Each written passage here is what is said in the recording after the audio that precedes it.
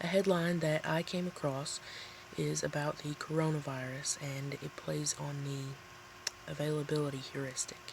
The headline is, "They caught the coronavirus that's killed more than 1,700 people and survived."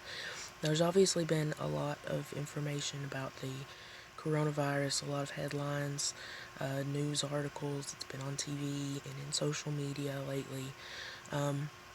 It's very popular and very scary, and not very much is known about it, and people are worried because people are getting sick and some people are dying. However, compared to the flu, the coronavirus is not as dangerous as far as we can tell so far. For example, there have been 15 confirmed cases of the coronavirus in the United States so far, but the CDC estimates that the flu in each year between 2010, between 9 and 45 million people have gotten sick, and 12 to 61,000 people have died each year since 2010. So the flu is, according to the information that we have now, according to what's happening right now, is a far greater risk. It's a lot more dangerous than the coronavirus. Only 15 confirmed cases compared to up to 45 million.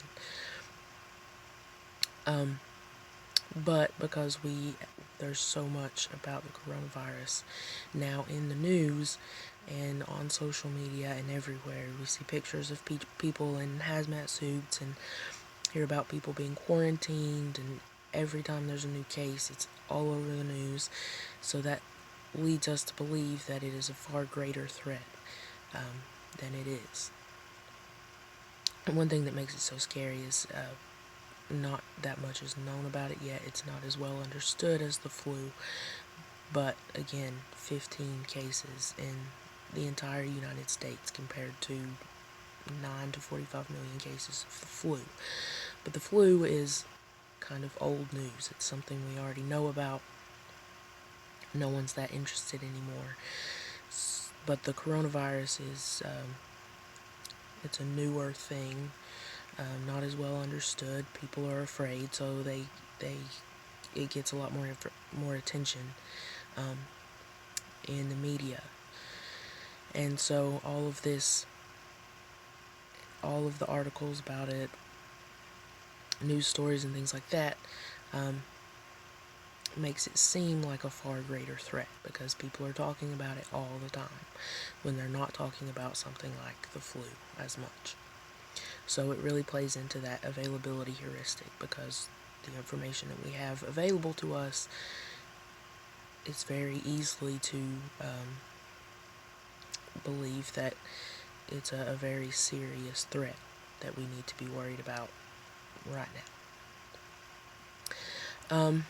And for my MPS651 project, something that I think might make people suspicious of adopting that intervention. My intervention consists of 2 surveys and a short story. So there will be a survey before people read the story, and then they'll read the story, which is from the point of view of a young boy with a disability, and then they'll take another survey. I think the biggest issue would be that they will probably feel like they would have to answer a certain way, give the politically correct answer, whatever is expected of them, rather than saying how they really feel. And they may also read the story from that point of view as well, instead of just reading it to understand it and really think about it and think about how they feel, their own, thoughts that they've previously held and things like that. So I think sort of the social pressure would be one of the biggest barriers for my media intervention.